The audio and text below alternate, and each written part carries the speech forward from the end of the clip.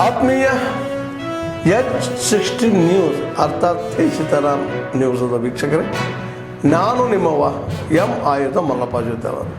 ತಾವು ಈಗ ಸುದ್ದಿಗಳ ಲೋಕಕ್ಕೆ ಎಂಟ್ರಿ ಹೊಡಿತಾ ಇದ್ದೀರಿ. ಈ ಸುದ್ದಿಗಳನ್ನು ಪ್ರತಿಯೊಂದು ನೋಡೋ ಜೊತೆಗೆ ನಿಮ್ಮ ಅಭಿಪ್ರಾಯಗಳನ್ನು ಹಚ್ತಾ ಇರಿ. ಯಾಕಂದರೆ ಈ ಸುದ್ದಿಗಳು ನಿಮಗಾಗಿ, ನಿಮ್ಮ ಬದುಕಿಗಾಗಿ, ನಿಮ್ಮ ವೈಚಾರಿಕೆಗಾಗಿ, ನಿಮ್ಮ ತಿಳುವಳಿಕೆಗಾಗಿಯೂ ನಿಮಗೂ ಗೊತ್ತು. ಜೊತೆಗೆ ನಮಗೂ ನಿಮ್ಮೊಂದಿಗೆ ಇದೊಂದು ಮಾತಾಡುವಂಥ ಜೊತೆಗೆ ಸುದ್ದಿಗಳನ್ನು ಬಿಡುವಂಥ ಕೆಲಸ. ಈ ಕೆಲಸದಲ್ಲಿ ನಾವು ನಿಮ್ಮೊಂದಿಗಿದ್ದೀವಿ ಅಂತ ಹೇಳ್ತಾ ನೋಡ್ತಾ ಇರಿ ಈ ಸುದ್ದಿಗಳನ್ನು. CLP ಮೀಟಿಂಗ್ ಅಂತ ಕರೆದಿದ್ದೀವಿ. 13ನೇ ತಾರೀಕು ನಾವೇ ನಾನು ಚೀಫ್ ಮಿನಿಸ್ಟರ್ ಮಾತಾಡಿಕೊಂಡು ನಾನೇ ಕಂಪ್ಲೀಟ್ ಡೇ ಪಕ್ಷಕ್ಕೆ ಕೊಡಬೇಕು ಅಂತ ಮುಖ್ಯಮಂತ್ರಿಗಳಿಗೆ ಹೇಳಿ ಅವತ್ತಿರೋ ಪ್ರೋಗ್ರಾಮ್ ಎಲ್ಲ ಕ್ಯಾನ್ಸಲ್ ಮಾಡಿ ಬೆಳಗ್ಗೆ ಎಲ್ಲ ಬ್ಲಾಕ್ ಪ್ರೆಸಿಡೆಂಟ್ಸ್ಗಳಿಗೆಲ್ಲ ಕರೆದಿದ್ದೀವಿ, DCC ಪ್ರೆಸಿಡೆಂಟ್ ಕರೆದಿದ್ದೀವಿ, MLAಗಳು ಕರೆದಿದ್ದೀವಿ, ಮಂತ್ರಿಗಳು ಕರೆದಿದ್ದೀವಿ, ಜನರಲ್ ಬಾಡಿ ಕರೆದಿದ್ದೀವಿ. ಭಾರತ್ ಜೋಡೋ ಭವನಲ್ಲಿ ಸಿದ್ಧತೆ ಬಗ್ಗೆ, ಪಕ್ಷದ ಸಿದ್ಧತೆ ಬಗ್ಗೆ ನಾವು ಕರೆದಿದ್ದೀವಿ, ಪಕ್ಷದ ಸಂಘಟನೆ ಬಗ್ಗೆ ಕರೆದಿದ್ದೀವಿ. ಸಾಯಂಕಾಲ ಒಂದು 4 ಗಂಟೆಗೆ ಪದಾಧಿಕಾರಿಗಳ ಸಭೆನ ನಾನು ಕರೆದಿದ್ದೀನಿ ಸಪ್ರೇಟಾಗಿ. ಸುರ್ಜಿವಾಲಾ ಅವರು ಮುಖ್ಯಮಂತ್ರಿಗಳು 11 ಗಂಟೆಗೆ ಬರ್ತಾರೆ. ಸಾಯಂಕಾಲ 6 ಗಂಟೆಗೆ ಶಾಸಕಾಂಗ ಪಕ್ಷದ ಸಭೆನ MLAಗಳಿಗೆ, ಮಂತ್ರಿಗಳಿಗೆ ಜವಾಬ್ದಾರಿಯನ್ನು ಕೊಡಬೇಕು. ಆ ದೃಷ್ಟಿಯಿಂದ ಕರೆದಿದ್ದೆ. ಏನು 27ನೇ ತಾರೀಕು ನಡೀಬೇಕಾದ್ರೆ ನಿಂತೋದು, ಅದು 21ನೇ ತಾರೀಕಿಗೆ ನಿಗದಿಯಾಗಿದೆ. ನಾಳೆ ಚೀಫ್ ಮಿನಿಸ್ಟರ್ ನಾನು 14ನೇ ತಾರೀಕು ದೆಹಲಿಗೆ ಹೋಗ್ತಾ ಇದ್ದೀವಿ. 15ನೇ ತಾರೀಕು ಹೊಸ ಕಾಂಗ್ರೆಸ್ ಕಚೇರಿ ಉದ್ಘಾಟನೆ. ಏನಾಯ್ತು ಅನ್ನೋದು ಈಗ ಅದನ್ನ ಹುಡುಕಿಸ್ಬೇಕು. ಕಾಡಿನಲ್ಲಿ ಅವರು ಎಲ್ಲಿ ಬಿಸಾಕಿದ್ದಾರೆ ಗೊತ್ತಿಲ್ಲ, ಅದನ್ನು ಹುಡುಕಿಸ್ಬೇಕು. ಅದಕ್ಕೆ ಈಗಾಗಲೇ ಇಲಾಖೆಯವರು ಪ್ರಯತ್ನ ಮಾಡ್ತಿದ್ದಾರೆ.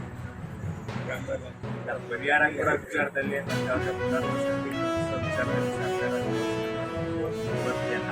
ಶಸ್ತ್ರಾಸ್ತ್ರಗಳನ್ನು ವಶಪಡಿಸಿಕೊಳ್ಳುವ ವಿಚಾರದಲ್ಲಿ ಹೋಗಿಲ್ಲ ವಿಚಾರಿಸ್ತಾರೆ ಅಂದರೆ ನಾವು ಮಾಡೋ ಕೆಲಸ ನಾವು ಮಾಡ್ತಾ ಇದ್ದೀವಿ. ಈಗ ಶಸ್ತ್ರಾಸ್ತ್ರ ಹುಡುಕಬೇಕು, ಎಲ್ಲಿ ಕಾಡಲ್ಲಿ ಇಟ್ಟಿದ್ದಾರೆ ಅಂತ ಅವ್ರನ್ನ ಕೇಳ್ಕೊಳ್ಬೇಕಾಗುತ್ತೆ. ಅವ್ರನ್ನ ಸಹಾಯನೂ ತಗೋಬೇಕು, ಅದನ್ನು ಕೇಳ್ಕೊಂಡು ಮಾಡ್ತಾರೆ.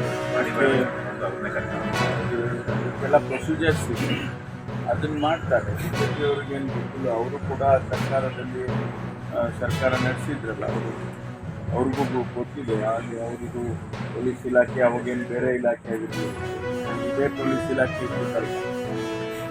ಇಷ್ಟೇ ನಕ್ಸಲ್ರು ಸರ್ ಇನ್ನೂ ಇದ್ದಾರಾ ಕಾಡಲ್ಲಿ? ಅವರು ನಮಗೆ ಸಿಕ್ಕಿದಂಥ ಮಾಹಿತಿ ಪ್ರಕಾರ ಅವ್ರನ್ನ ಹೊರಗಾಕಿದ್ರು. ಏನೇನು ಕಾರಣ ಗೊತ್ತಿಲ್ಲ, ಅದನ್ನ ಈಗ ಹುಡುಕಿಸ್ತಾರೆ. ಅವರು ಅದೇ ಭಾಗದಲ್ಲಿ ಒಂದು ಮಾಹಿತಿ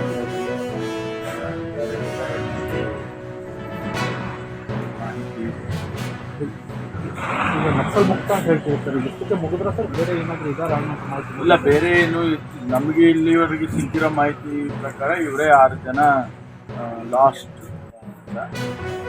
ಹೊರಗಡೆಯಿಂದ ಬೇರೆ ರಾಜ್ಯದಿಂದ ಏನಾದರೂ ಬಂದರೆ ಅದನ್ನು ಮಾನಿಟರ್ ಮಾಡ್ತಾರೆ.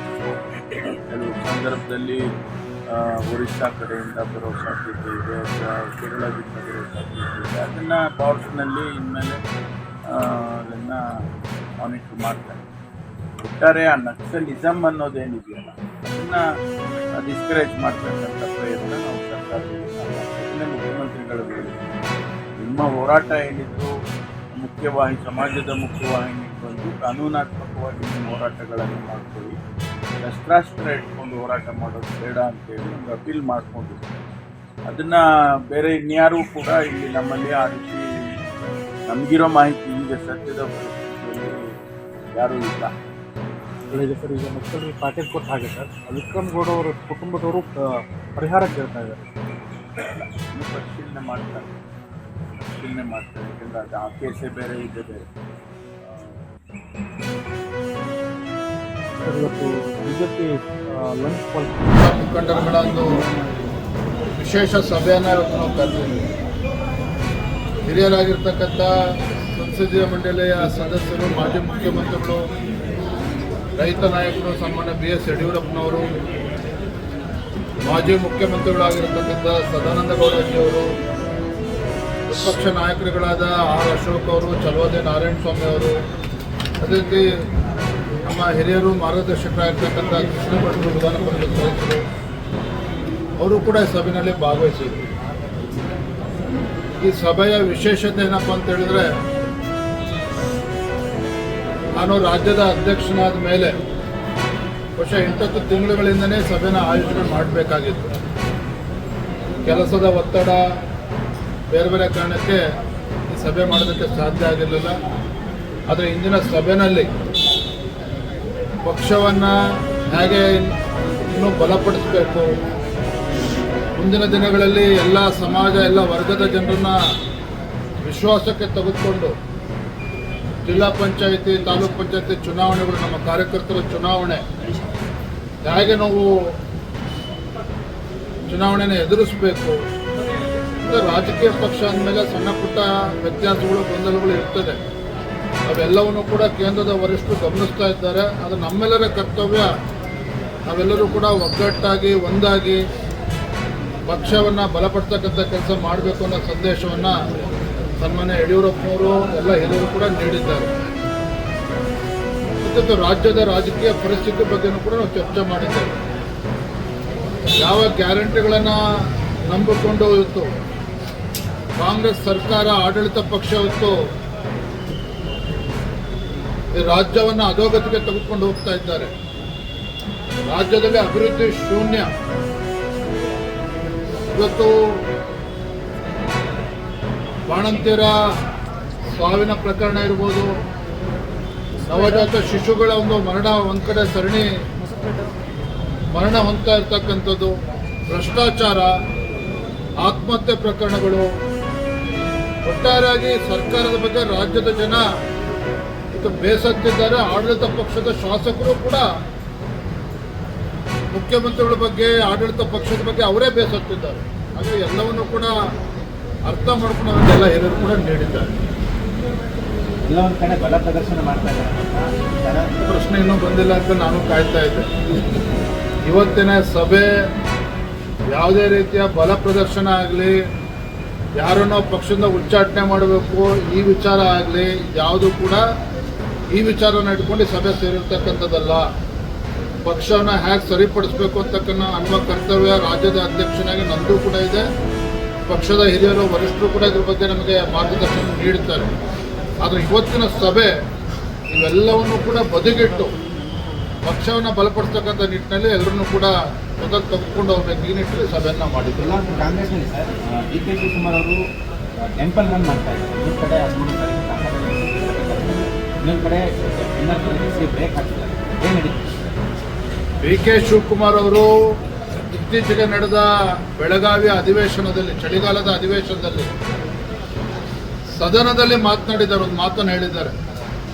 ಹಿಂದೆ ಪಾಪ SM ಕೃಷ್ಣ ಅವರು ಅಂದಿನ ಮುಖ್ಯಮಂತ್ರಿಗಳು ಮಂತ್ರಿಮಂಡಲದಲ್ಲಿ ತೆಗೆದುಕೊಳ್ಳದೆ ಇದ್ದಾಗ ಅವರು ಗುರುಗಳು ಹೇಳಿದ್ರಂತೆ, ಸಿಗಲಿಲ್ಲ ಅಂದರೆ ಒದ್ದು ಕಿತ್ಕೋಬೇಕು ಅಧಿಕಾರವನ್ನು ಅಂತೇಳಿ. ಅದನ್ನು 15 ವರ್ಷಗಳ ನಂತರ ಮತ್ತೊಮ್ಮೆ ಡಿ ಕೆ ಶಿವಕುಮಾರ್ ಅವರು ಸದನದ ಒಳಗಡೆ ನೆನಪು ಮಾಡಿಕೊಂಡಿದ್ದಾರೆ. ಸೊ ಆ ಮಾತಿನ ಮರ್ಮ ಏನೋ, ಉದ್ದೇಶ ಏನೋ ನಿಮಗೂ ಕೂಡ ಅರ್ಥ ಇದೆ ಅಂತ ನಾನು ಭಾವಿಸಿದ್ದೇನೆ. ಇದರ ಹಿನ್ನೆಲೆಯಲ್ಲಿ ಒಂದು ಕಡೆ ಸಿದ್ದರಾಮಯ್ಯನವರ ಪವರ್ ಶೇರಿಂಗ್ ಫಾರ್ಮುಲಾ ಏನಿದೆ ಎಲ್ಲೊಂದು ಕಡೆ ಅಂತ್ಯಗೊಂಡಿದೆ ಅನ್ನೋ ವಿಚಾರ ನಮಗೂ ಕೂಡ ಬೀಳ್ತಾ ಇದೆ. ಪವರ್ ಶೇರಿಂಗ್ ಫಾರ್ಮುಲಾ ಏನಿದೆ ಅಂತೇಳಿ ಡಿ ಕೆ ಶಿವಕುಮಾರ್ ಅವರು ಹೇಳಬೇಕು, ಸಿದ್ದರಾಮಯ್ಯನವರು ಹೇಳಬೇಕು. ಆದರೆ ನಮಗಿರ್ತಕ್ಕಂಥ ಮಾಹಿತಿ ಸಿದ್ದರಾಮಯ್ಯರ ಅವಧಿ ಪೂರ್ಣಗೊಳ್ತಾ ಇದೆ ಅಂತೇಳಿ. ಹಾಗಾಗಿನೇ ಸಿದ್ದರಾಮಯ್ಯನವರು ಕೂಡ ದಾಳವನ್ನು ಉರುಳಿಸ್ತಾ ಇದ್ದಾರೆ. ಬೇರೆ ಬೇರೆ ಸಚಿವರ ಮೂಲಕ ಡಿನ್ನರ್ ಪೊಲಿಟಿಕ್ಸು ಕಾಂಗ್ರೆಸ್ ಪಕ್ಷದಲ್ಲಿ ಈಗಾಗಲೇ ಪ್ರಾರಂಭ ಆಗಿದೆ. ನಾನು ಅವತ್ತೇ ಹೇಳಿದ್ದೇನೆ, ಯಾವಾಗ ಸಚಿವರ ಮನೆಯಲ್ಲಿ ಕೆಲವು ಮಂತ್ರಿಗಳು ಶಾಸಕರನ್ನ ಸೇರಿಸಿದ್ರು ಅಲ್ಲೇ ಸಿದ್ದರಾಮಯ್ಯನವರ ಆಟ ಪ್ರಾರಂಭ ಆಗಿದೆ ಅಂತಕ್ಕಂಥದ್ದು ಜಗಜ್ಜಾಹೀರಾಗಿದೆ. ಅವರ ಹೈಕಮಾಂಡ್ ಏನೇ ಹೇಳಿದ್ರು ಸಹ ಡಿನ್ನರ್ ಪೊಲಿಟಿಕ್ಸ್ ಕಂಟಿನ್ಯೂನೂ ಕೂಡ ಆಗ್ತದೆ, ಮುಂದುವರಿತದೆ. ಡಿ ಕೆ ಶಿವಕುಮಾರ್ ಅವರು ಹಂಗಂತೇಳಿ ಏನು ಒದ್ದು ಕಿತ್ಕೋಬೇಕು ಅಂತೇಳಿ ಗುರುಗಳು ಅವ್ರಿಗೆ ಹೇಳಿದ್ದಾರೆ. ಆ ಒಂದು ಕಾರ್ಯದಲ್ಲಿ ಅವರು ಕೂಡ ಪ್ರವೃತ್ತರಾಗ್ತಾರೆ ಅನ್ನೋದು ನಮ್ಮ ಕಿವಿ ಕೂಡ ಬೀಳ್ತಾ ಇದೆ. ಹಾಗಾಗಿ ಬರೋ ದಿನದಲ್ಲಿ ಆಡಳಿತ ಪಕ್ಷದ ಜಗಳ ಏನಿದೆ ಈಗಾಗಲೇ ಬೀದಿಗೆ ಬಂದಿದೆ, ಇನ್ನೂ ಕೂಡ ರಾಜ್ಯ ಜನ ನೋಡೋರಿದ್ದಾರೆ. ಅದನ್ನು ಥ್ಯಾಂಕ್ ಯು, ಧನ್ಯವಾದ.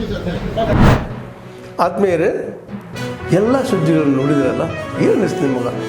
ಇದರಲ್ಲೇ ನಿಮ್ಗೆ ಲೈಕ್ ಆಗಿರ್ಬೋದು, ಡಿಸ್ಲೈಕು ಆಗಿರ್ಬೋದು, ಕಾಮೆಂಟ್ ಬೇಡಪ್ಪ ಅಂತೂ ಅನಿಸಿರ್ಬೋದು, ಕಾಮೆಂಟ್ ಮಾಡಬೇಕಪ್ಪ ಅನಿಸ್ಬೋದು, ಶೇರ್ ಮಾಡಬಾರ್ದಪ್ಪ ಅನಿಸಿರ್ಬೋದು, ಅದು ಮಾಡಬೇಕು ಅನಿಸಿರ್ಬೋದು.